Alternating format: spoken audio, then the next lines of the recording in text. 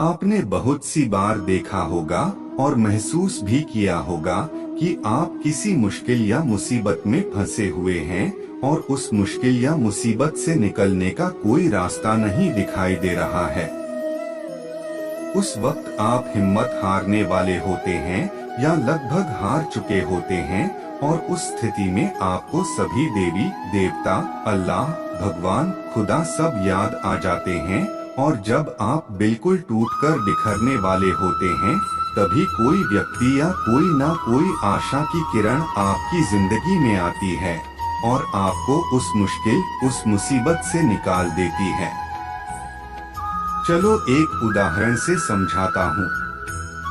Suppose करो कि आप कहीं जा रहे हैं और किसी ऐसी जगह पर आपकी गाड़ी खराब हो जाए, जहाँ जंगल हो, सुनसान रास्ता हो और डरावनी रात का अंधेरा हो और आपके मोबाइल में नेटवर्क नहीं आ रहा हो या मोबाइल की बैटरी डाउन हो या मोबाइल का बैलेंस ही खत्म हो जाए। मतलब आप किसी से कांटेक्ट नहीं कर पा रहे हो और उधर से कोई भी गुजर ना रहा हो या एक दो गुजरे भी तो उन्होंने आपकी मदद नहीं की। अब सोचो, उस स्थिति में आपकी क्या हालत होगी। एक तो रात, ऊपर से बदमाशों, डकैतों का डर और जंगली जानवरों का डर अलग से। अब जरा सी आहट ही आपकी जान निकालने के लिए काफी है। आपको साक्षात यमराज सामने दिखाई देने लगेंगे। अल्लाह, खुदा, भगवान, ईश्वर सभी एक साथ याद आने लगेंगे और जुबा पर सिर्फ एक ही बात होगी कि हे मेरे मालिक, हे मेरे भगवान, बस मुझे एक बार इस मुश्किल से निकालकर सही सलामत घर पहुंचा दे। कुछ लोग तो मन्नत तक मांग लेते हैं। आपका खून सूखने वाला ही होता है कि तभी कोई आपके पास आकर रुकता है और आपकी मदद करता है, जिससे आप सही सलामत घर पहुंच जाते हैं और घर पहुंचकर आप उस व्यक्ति को बार धन्यवाद देते हैं। अब यहाँ पर एक बात सोचने वाली है, क्या वह व्यक्ति अपनी मर्जी से आया था? क्या उसका आना एक इत्तेफाक था या उसे उस रब ने, उस मालिक ने, उस भगवान, उस खुदा ने आपके पास भेजा था? हाँ तक मेरा मानना है, उसे उस मालिक, उस भगवान ने आपके पास भेजा था ताकि आप उस मुश्किल, उस मुसीबत से निकल सकें, क्योंकि ईश्वर सभी जगह नहीं आ सकते। वो आपकी मदद करने के लिए किसी न किसी को आपके पास भेज देते हैं।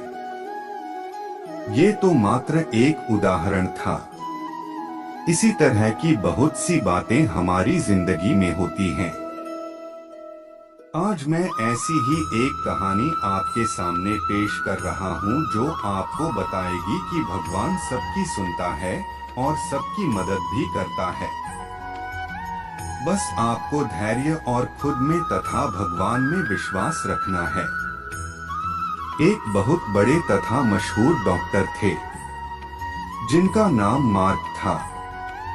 वह एक कैंसर स्पेशलिस्ट थे। एक बार वे किसी सम्मेलन में भाग लेने लिए किसी दूर के शहर जा रहे थे। वहां उनको उनकी नई मेडिकल रिसर्च के महान कार्य के लिए पुरस्कृत किया जाना था। वे बड़े उत्साहित थे तथा जल्दी से जल्दी वहां पहुंचकर पुरस्कार पाना चाहते थे। उन्होंने इस शोध के लिए बहुत मेहनत की थी। उनके जहाज के उड़ने के कुछ समय बाद उनके प्लेन में तकनीकी खराबी आ गई, जिसके कारण प्लेन, हवाई जहाज को आपातकालीन लैंडिंग करनी पड़ी। दूसरी फ्लाइट कई घंटे लेट थी। मार्क को लगा कि वे अपने सम्मेलन में सही समय पर नहीं पहुंच पाएंगे। इसलिए वह प्लेन से उतरे और उन्होंने स्थानीय लोगों से सम्मेलन तक का रास्ता पता किया और एक टैक्सी किराए पर ली। पर उनको टैक्सी तो मिली लेकिन बिना ड्राइवर के। इसलिए उन्होंने खुद ही टैक्सी चलाने का निर्णय लिया। जैसे ही उन्होंने यात्रा शुरू की, कुछ देर बाद बहुत तेज आंधी तूफान शुरू हो गया। रास्ता लगभग दिखना बंद सा हो गया, जिसकी वजह से वे गलत रास्ते की ओर मुड़ गए। लगभग 2 घंटे भटकने के बाद उनको समझ आ गया कि वे रास्ता भटक गए हैं। थक तो वे गए ही थे, भूख भी उन्हें बहुत जोर से लग गई थी। उस सुनसान सड़क पर भोजन की तलाश में वे गाड़ी इधर उधर चलाने लगे। कुछ दूरी पर उनको एक पुराना सा मकान दिखा। उन्होंने बिल्कुल मकान के नजदीक अपनी गाड़ी रोकी। परेशान से होकर गाड़ी से उतरे और उस छोटे से घर का दरवाजा खटखटाया। एक स्त्री ने दरवाजा खोला। दामार्क ने उन्हें अपनी स्थिति बताई और एक फोन करने की इजाजत मांगी। उस स्त्री ने बताया कि उसके यहाँ फोन नहीं है। फिर भी उसने उनसे कहा कि आप अंदर आइए और चाय पीजिए और थोड़ा आराम कीजिए। मौसम थोड़ा ठीक हो जाने पर आगे चले जाना। भूखे और थके हुए डॉक्टर ने तुरंत हामी भर दी। उस औरत ने उन्हें बिठाया और बड़े सम्मान के साथ चाय दी व कुछ खाने को दिया। साथ ही उसने कहा, आइए, खाने से पहले भगवान से प्रार्थना करें और उनका धन्यवाद कर दें। मार्क उस स्त्री की बात सुनकर मुस्कुरा दिए और बोले, मैं इन बातों पर विश्वास नहीं करता, मैं मेहनत पर विश्वास करता हूँ। आप अपनी प्रार्थना कर लें। चाय पीते हुए डॉक्टर मार्क उस स्त्री को देखने लगे जो अपने छोटे से बच्चे के साथ प्रार्थना कर रही थी। उसने कई प्रकार की प्रार्थनाएं की। डॉक्टर मार्क को लगा कि हो न हो इस स्त्री को कुछ समस्या है। जैसे ही वह औरत अपने पूजा के स्थान से उठी तो डॉक्टर ने पूछा, आपको भगवान से क्या चाहिए? क्या आपको लगता है कि भगवान आपकी प्रार्थनाएं सुनेंगे? उस औरत ने धीमे से उदासी भरी मुस्कुराहट के साथ कहा, ये मेरा लड़का है और इसको कैंसर है जिसका इलाज मार्क नाम के एक डॉक्टर कर सकते हैं। लेकिन मेरे पास इतने पैसे नहीं हैं कि मैं उनके पास उनके शहर जा सकूं, क्योंकि वे दूर किसी शहर में रहते हैं। यह सच है कि भगवान ने अभी तक मेरी किसी प्रार्थना का जवाब नहीं दिया, लेकिन मुझे विश्वास है कि भगवान एक ना एक दिन कोई रास्ता बना ही देंगे। वे मेरा विश्वास टूटने देंगे। वे अवश्य ही मेरे बच्चे का इलाज डा मार्क से।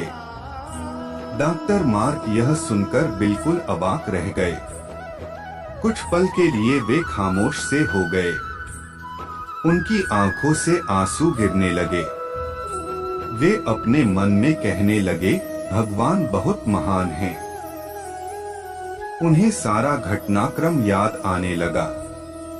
कैसे उन्हें सम्मेलन में जाना था, कैसे उनके जहाज को इस अनजान शहर में आपातकालीन लैंडिंग करनी पड़ी, कैसे टैक्सी के लिए ड्राइवर नहीं मिला और वे तूफान की वजह से रास्ता भटक गए और यहाँ आ गए।